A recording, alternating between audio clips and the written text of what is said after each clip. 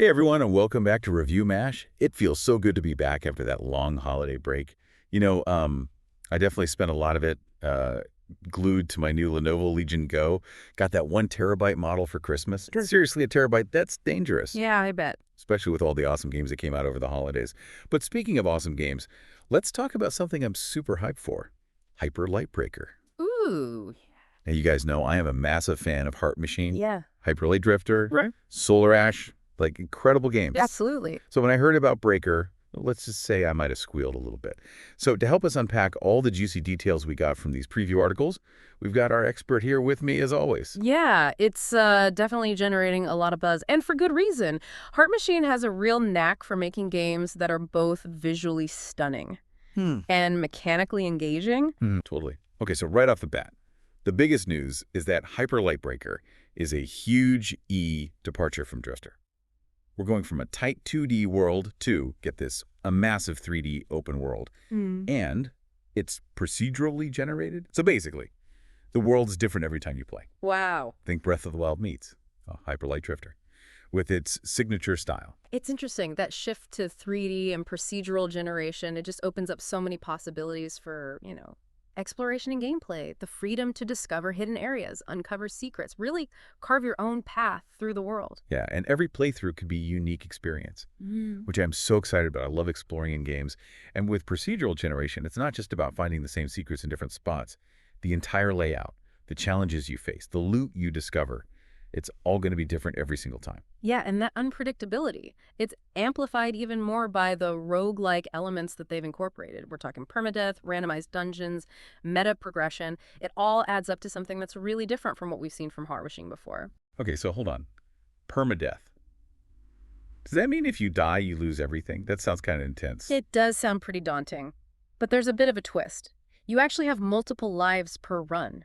So you're not instantly kicked back to the beginning if you make a mistake. Think of it as like a safety net for, those tougher encounters. So you can be a little bit more daring with your exploration, knowing you have a few lives to spare. Okay, that makes me feel a little bit better. I can already imagine myself pulling off some risky moves, knowing I got a backup. But you mentioned meta progression. What exactly does that mean? So even though you lose the loot and the progress you make within a run when you die, you can still permanently upgrade your character. Oh, okay. Between runs, so you're always moving forward. Even when you fail, you're unlocking new abilities, making your character more powerful. I like that classic roguelike loop. You die, you learn. You come back stronger. Exactly. And it keeps you hooked even when you're facing some tough losses. Yeah, it's all about that sense of persistent growth, becoming a more formidable breaker with each run. And from what I've gathered, Hyper Light Breaker seems to have a pretty intricate system for character customization and upgrades. Oh, very cool. Speaking of customization, let's talk about classes. The previews mentioned there's going to be 9 at launch, but we only got a sneak peek at 3 Vermilion, Lapis, and Goro. They all look super cool. But what really intrigued me was how each one has this unique floating robot companion that influences your starting perks and weapons. It's really fascinating because it's not just about picking a character based on looks. You're actually making a strategic decision about your play style right from the get-go. Like Vermilion's companion seems to be focused on ranged attacks and support abilities, while Lapis is more aggressive, melee-focused. Right. It's like you're not just choosing a class, you're choosing a starting strategy. Yeah. And I love that they're not locking you into those starting weapons either. You can find new ones as you explore, so there's room to experiment and find what works best for you. Yeah, that's super important for a good roguelike. That freedom to adapt. To experiment, discover new synergies between weapons, abilities, and upgrades. That's where the depth of the gameplay really comes out. For sure. Okay, but let's get to the part I'm really dying to hear about, the combat. From what I've read, it sounds like they're blending Hyper Light Drifter's fast-paced melee action with some ranged combat options, and with all the different weapons they've teased. Swift striking claws, versatile swords, electric shotguns, even beam cannons. It sounds like there's going to be a ton of variety. Yeah, and don't forget about the verticality of the world. The previews really emphasize using gliders and hoverboards to get around, which adds a whole other dimension to combat. Imagine using your glider to, strategically position yourself for a ranged attack, or zipping around on a hoverboard to evade a powerful enemy. Oh man, I'm picturing myself pulling off crazy aerial maneuvers, dodging attacks while blasting enemies with a beam cannon. This is going to be epic. It definitely has the potential for some really spectacular moments. No. But remember, precision and timing are still key, especially when you're facing the game's bosses, the crowns. Right. These encounters are not just about brute force. They require strategic thinking, pattern recognition, and mastery of your chosen class and its abilities. Oh, yeah, the crowns. Yep. The previews didn't reveal too much about them, but they did mention one, a wolf-like boss named Dro. And apparently that fight turns into a bullet hell spectacle. Whoa. Yeah. That's challenging. Oh, yeah. Which I'm all about. I love a good challenge. Yeah. And that sounds like it's really going to test my reflexes and strategic thinking. Yeah. But it's not all combat, right? There has to be more to the overgrowth than just fighting your way through hordes of enemies. Oh, absolutely.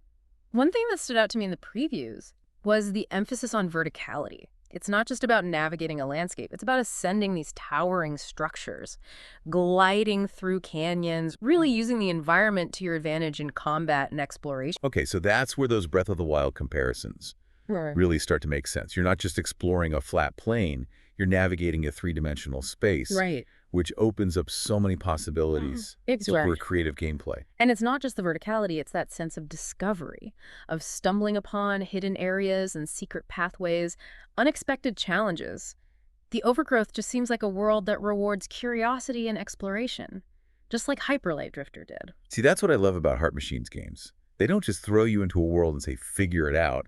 They craft these intricate, interconnected environments that invite you to explore, to uncover their secrets, to piece together the lore and history that's hidden beneath the surface. And speaking of lore and history, there's one aspect of the overgrowth that we haven't really talked about. Its connection to Hyper Light Drifter's world. We know Breaker is a prequel, set decades before the events of the original game, but the previews were really vague on the specifics of that connection. Yeah, and that has me very intrigued. I mean, we know that the Breakers are tasked with rebuilding civilization after this catastrophic war, which definitely hints at a link to Drifter's post-apocalyptic setting. One article I read mentioned that the overgrowth is essentially a world reborn, a place where nature has reclaimed the ruins of a lost civilization. So it's almost like we're witnessing the early stages of the world's descent into that desolate landscape we see in Drifter. Okay, now my mind is racing. What if those crowns, those powerful bosses, are somehow responsible for the world's downfall? What if we get to witness the events that led to the creation of the Abyss and the spread of that mysterious plague that afflicts Drifter's world? Interesting. And remember that giant sword jutting out of the earth? It almost feels symbolic, like a monument to a past conflict or a harbinger of future destruction. Dude, I'm getting goosebumps just thinking about it. I love it when a game can make you think, make you theorize, make you connect those narrative dots. And it's not just about explicit story beats or lore dumps either. Heart Machine has a knack for environmental storytelling, weaving those narrative elements into the world itself, letting you piece together the story through exploration and observation. Right, like those cryptic messages and symbols scattered throughout Hyper Light Drifter's world. It's almost like they're trusting you, the player, to be an active participant in the storytelling process, to draw your own conclusions and interpretation. Exactly. Which is awesome. It's a much more engaging and rewarding approach to storytelling. And I have a feeling Hyper Light Breaker is going to continue that tradition. But as we're talking about the world, the lore, the connections to drifters, I can't help but think about the co-op experience. How will playing with friends affect our perception of the world and the story? That is a great question. Yeah. Because in a single-player experience, you're kind of isolated in your own little world. You're the sole explorer, uncovering all the mysteries.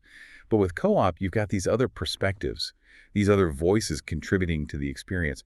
You're exploring the world together, sharing those aha moments when you decipher a cryptic message or uncover a hidden pathway. Right, and imagine the discussions, the debates, the different interpretations. It could completely change how you perceive the story and the world itself. Yeah. Or it could just lead to hilarious moments, like when your friend accidentally triggers a trap or gets chased by a horde of enemies while you're trying to solve a puzzle. Oh, man, I can already see that happening. And you know what else I'm thinking about? That danger meter we talked about earlier. Oh, yeah. The one that makes enemies tougher the longer you explore. The one that encourages those strategic decisions and risk assessment. I'm really curious to see how that plays out in co-op. Me too. Because in single player, you're only responsible for your own choices. But in co-op, you got to consider your teammates. Oh, good word. Will you push deeper into a dungeon for better loot, knowing the danger is rising? And you might be putting your friends at risk. Or do you play it safe? Extract with what you have and live to fight another day. Man, those are some tough choices. And I can already imagine the arguments, the negotiations, the frantic shouts of extract, extract, when things start to get really dicey. Definitely adds a whole new layer of social dynamics to the gameplay. For sure. Who knows, maybe those tense moments, those debates, will lead to even stronger bonds between players. Yeah, it's like the game's not just testing your combat skills and your exploration. It's testing your ability to communicate and cooperate as a team, which is what makes co-op so compelling. It's not just about playing together. It's about navigating those challenges, those triumphs, those failures, as a unified group. It's a reminder that even when facing overwhelming odds, even in a world that's constantly changing, we're stronger together. Well said.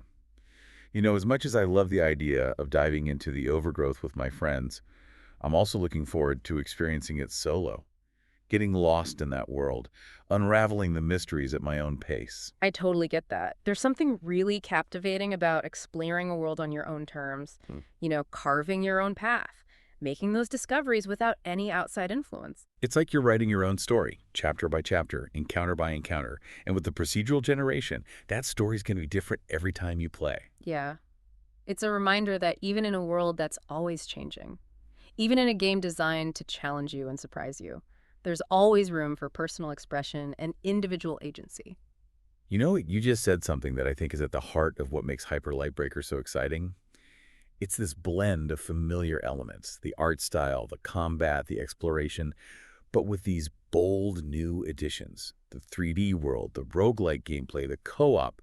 It's like they took everything we loved about Hyper Light Drifter and Solar Ash, and they're pushing it to the next level. And they're doing it in a way that feels both innovative and respectful of the series' legacy. It's not just a sequel, it's an evolution, a reimagining of what a Hyper Light game can be. Totally. And the fact that it's launching in early access makes it even more exciting. It's like we're all getting a front row seat to witness this evolution, to contribute to its development, to be a part of something truly special. It's a testament to the power of collaboration, of community, the passion that fuels the gaming world. I love that. Well said.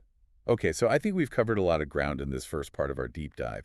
We talked about the shift to 3D, the roguelike elements, the combat, the classes, the co-op, and the early access launch. But there's still so much more to explore. Oh yeah, we haven't even scratched the surface of the overgrowth itself, its mysteries, its secrets, and its potential connections to Hyper Light Drifter's world. Exactly. So stay tuned for part 2 of our Hyper Lightbreaker deep dive, where we'll delve into the world, its lore, and what it might mean for fans of the series. We'll be right back. Welcome back to our deep dive into Hyper Lightbreaker. Man, I am still buzzing from all that talk about co-op and those epic crown boss battles. Just thinking about coordinating attacks with my friends and dodging bullets and finally taking down that massive wolf boss Dro. It's giving me chills. Yeah, it does sound exhilarating. But before we get completely swept away by those co-op fantasies, I think it's worth taking a closer look at the world itself, the overgrowth. We know it's procedurally generated, massive and vertical, but what about the atmosphere, the feel, the overall vibe? Yeah, you're reading my mind. I'm dying to know what kind of world Heart Machine has created this time. I mean, they absolutely nailed it with Hyper Light Drifter, that melancholic beauty, that sense of mystery and decay.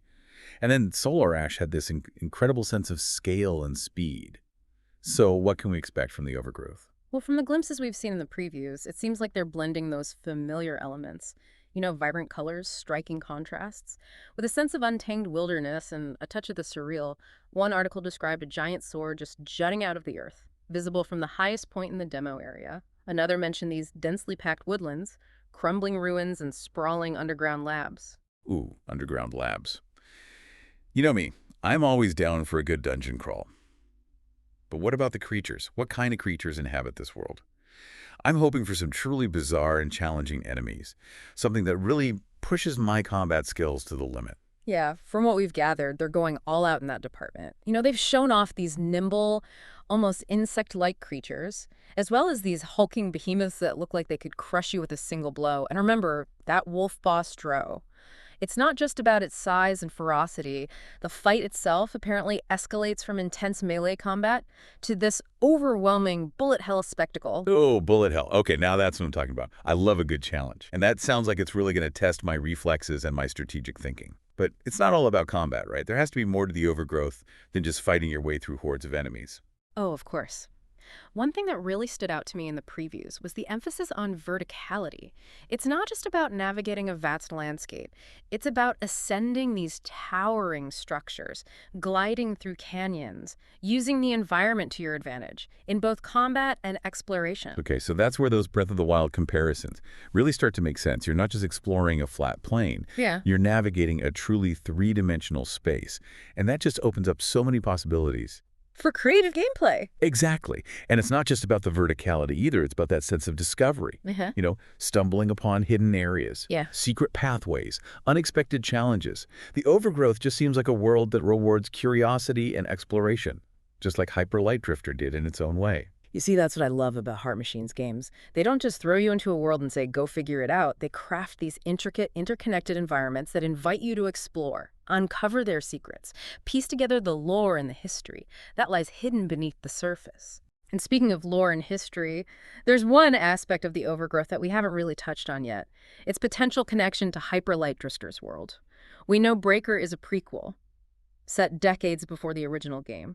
But the previews were deliberately vague on the specifics of that connection. Yeah, that's what has me so intrigued. I mean, we know the Breakers are tasked with rebuilding civilization after this catastrophic war, which definitely hints at a potential link to Drifter's post-apocalyptic setting. One article mentioned that the overgrowth is essentially a world reborn, a place where nature has reclaimed the ruins of a lost civilization. It's almost like we're witnessing the early stages of the world's descent into that desolate landscape we see in Drifter. Okay, now my mind is racing. What if those crowns, those powerful bosses we've been talking about, are somehow responsible for the world's downfall? What if we get to witness the events that led to the creation of the Abyss and the spread of that mysterious plague that afflicts Drifter's world? Those are some intriguing theories. And remember, that giant sword jutting out of the earth, it almost feels symbolic, like a monument to a past conflict, or even a harbinger of future destruction. Dude, I'm getting goosebumps. Yeah. I love it when a game can make you think, make you theorize, connect those narrative dots. It's not just about explicit story beats or lore dumps either. Heart Machine has this knack for environmental storytelling, weaving those narrative elements into the world itself, letting you piece together the story through your exploration and observation. Right, like those cryptic messages and symbols scattered throughout Hyper Light Drifter's world. It's like they're trusting you, the player, to be an active participant in the storytelling. To draw your own conclusions. Their own interpretation. Okay, exactly. Which is awesome. It's a much more engaging and rewarding approach to storytelling, and I have a feeling Hyper Light Breaker will continue that tradition. But as we're talking about the world, the lore, the potential connections to drifters, I can't help but think about the co-op experience. How will playing with friends affect our perception of the world and its story? That's a great question. Because in a single-player experience, you're kind of isolated in your own little world. You're the sole explorer, uncovering the mysteries. But with co-op, you've got these other perspectives, these other voices, contributing to the experience. Yeah, you're exploring the world together, sharing those moments of discovery, deciphering those cryptic messages, uncovering those hidden pathways. And imagine the discussions that you'll have, the debates, the different interpretations. It could completely change how you view the story and the world itself. Yeah. Or it could just lead to some hilarious moments, like, one of your friends accidentally triggering a trap or getting chased by a horde of enemies while you're trying to solve a puzzle. Oh, man, I can totally see that happening. Yeah. And you know what else I'm thinking about? Remember that danger meter we were talking about earlier? Oh, yeah. The one that makes enemies tougher the longer you explore? Yeah, the one that encourages strategic decision-making. Right. Risk assessment. I'm curious to see how that plays out in co-op. Me too. Yeah. Because in single player, you're only responsible for your own choices. But in co-op, you have to consider your teammates. Right. Do you push deeper into the dungeon knowing that the danger is rising? And you might put your friends at risk for better loot. Yeah. Or do you play it safe? Extract with what you have and live to fight another day. Yeah. Man, those are tough choices. I can already imagine the arguments, the negotiations, the frantic shouts of extract, extract, when things start to get a little hairy. It adds a whole new layer of social dynamics to the gameplay. For sure. And who knows, maybe those tense moments, those strategic debates, will lead to even stronger bonds between players. It's like the game is testing not only your combat skills and your exploration prowess, but also your ability to communicate and cooperate effectively as a team, which is what makes co-op so compelling. It's not just about playing a game together. Yeah. It's about navigating those challenges, those triumphs, and those failures. Yeah. As a unified group. Yeah, it's a reminder that even in the face of overwhelming odds, even in a world that's procedurally generated, where danger lurks around every corner, we are stronger together. Well said. You know, as much as I love the idea of diving into the overgrowth with my friends, I also can't wait to experience it solo. Get lost in that world, unravel its mysteries at my own pace. I totally understand that. There's something uniquely captivating about exploring a world on your own terms, carving your own path, making those discoveries without the influence of others. It's almost like you're writing your own story, chapter by chapter, encounter by encounter. And with the procedural generation, that story is different every time. It's a reminder that even in a world that's constantly changing, even in a game that's designed to challenge you and surprise you, there's always room for personal expression and individual agency. You know, you just articulated something I think that lies at the heart of what makes Hyper Lightbreaker so exciting. It's this blend of familiar elements, the art style, the combat, the exploration, but with these bold new additions, the 3D world, the roguelike gameplay, the emphasis on co-op. It's like they took everything we loved about Hyper Light Drifter and Solar Ash, Right. and they pushed it to the next level. And they're doing it in a way that feels both innovative and respectful of the series' legacy. It's not just a sequel, it's an evolution, a reimagining of what a Hyperlight game can be. And the fact that it's launching in early access makes it even more exciting. It's like we're all getting a front row seat to witness this evolution, to contribute to its development, to be part of something truly special. It's a testament to the power of collaboration, community, the shared passion that fuels the gaming world. Well said. I think we've explored the overgrowth pretty thoroughly in this part of our deep dive. We've talked about its atmosphere, its secrets, its potential connections to Hyper Light Drifter, and the ways in which co-op might enhance or even transform the experience. But there's one final piece of the puzzle we need to address. Ah, yes. The question that looms over every early access game. What are the potential pitfalls, the challenges, the uncertainties that lie ahead? Exactly. We've talked about the excitement, the potential, the promise of Hyper Lightbreaker, but it's important to acknowledge the other side of the coin. So in the final part of our deep dive, we'll delve into those uncertainties, explore the potential risks and rewards of early access, and what it all means for fans of the series and newcomers alike. Stay tuned. Welcome back to ReviewMash. And the final part of our deep dive into Hyper Lightbreaker. You know, after exploring the overgrowth and diving into all those gameplay details, I'm feeling even more hyped for this game. But we'd be remiss if we didn't talk about the elephant in the room. Early access. Yeah. It's a phrase that can evoke both excitement and apprehension, right? It's a chance to experience a game in its early stages, witness its evolution, but also the risk of encountering bugs, unfinished features, the possibility that the game might never reach its full potential. Right, and with a game as ambitious as Hyper Lightbreaker, I feel like those concerns are definitely amplified. So let's be real. What are some of the potential pitfalls that we should be aware of going into this? I think one of the biggest challenges with early access is managing expectations. It's crucial to remember that you're not getting a finished product. You're essentially buying into a promise, a vision of what the game could become. So going in with the mindset that, okay, this is a work in progress. Don't expect a perfectly polished experience right out of the gate. Exactly. Patience is paramount. You know you're signing up for a journey alongside the developers, a journey that will likely involve some bumps along the way. There will be bugs, there will be balance issues, and there will be missing content. Right, and that's where communication from the developers is super important, right? If they're open and transparent about their progress, the challenges they're facing, their plans for the future, that can go a long way towards building trust and maintaining that excitement. Absolutely. Regular updates, detailed patch notes, active engagement with the community, those are all really good signs that the developers are committed to making early access a positive experience for everyone. Okay, so we've talked about some of the potential pitfalls, but let's flip the script for a sec. What about the potential rewards of early access? Why would someone choose to jump in during this phase, knowing that the game isn't finished? Well, for some people, it's the thrill of being an early adopter. You know, getting in there before the hype train reaches full speed, you're getting that behind-the-scenes look, a chance to see the creative process unfold. And for a game like Hyper Lightbreaker, With its procedurally generated world and its emphasis on player choice, that early access feedback could be invaluable. It's like we all become playtesters, helping Heart Machine shape the game's balance, the mechanics, even its overall direction. Exactly. It's your chance to have a real impact on the game's development. See your feedback reflected in those future updates. And, for people who are really passionate about a particular game or genre, that can be incredibly rewarding. For sure. It's like you're part of the development team, working alongside Heart Machine to create something special. Yeah. Which is really cool when you think about it. It's a testament to the evolving relationship between developers and players. It's a more collaborative, more transparent approach to game creation. And when it works, well, early access can be a win-win for everyone involved. Yeah, absolutely. Okay, so we've talked about the potential pitfalls. We've talked about the potential rewards of early access. But let's get down to brass tacks.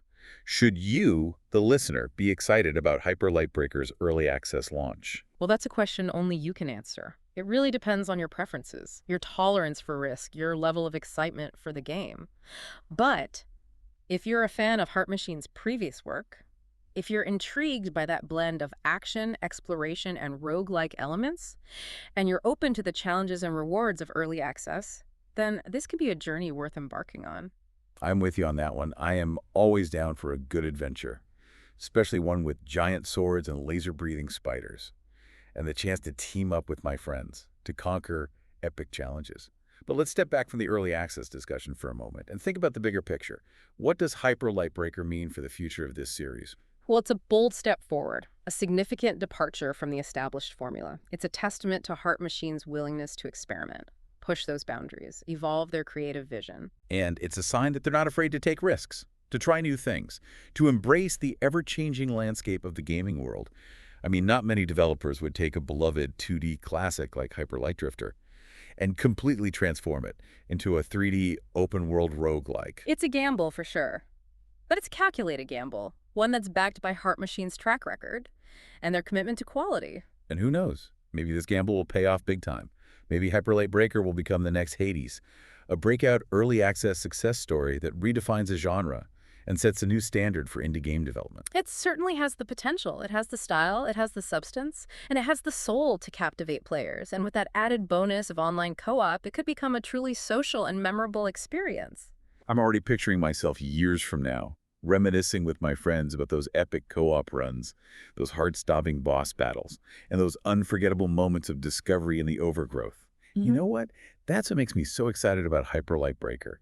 It's not just a game. It's a potential gateway to countless hours of fun, friendship, and shared adventures. Yeah, it's a reminder that games have the power to connect us, to challenge us, and transport us to worlds beyond our wildest imaginations. Couldn't have said it better myself. Yeah. So I think it's safe to say that we have thoroughly dissected Hyper Light Breaker in this deep dive. We've explored the gameplay, the world, the lore, its potential, its challenges, and its place in the larger gaming landscape. And now all that remains is to wait for that early access launch and experience it for ourselves. I am counting down the days.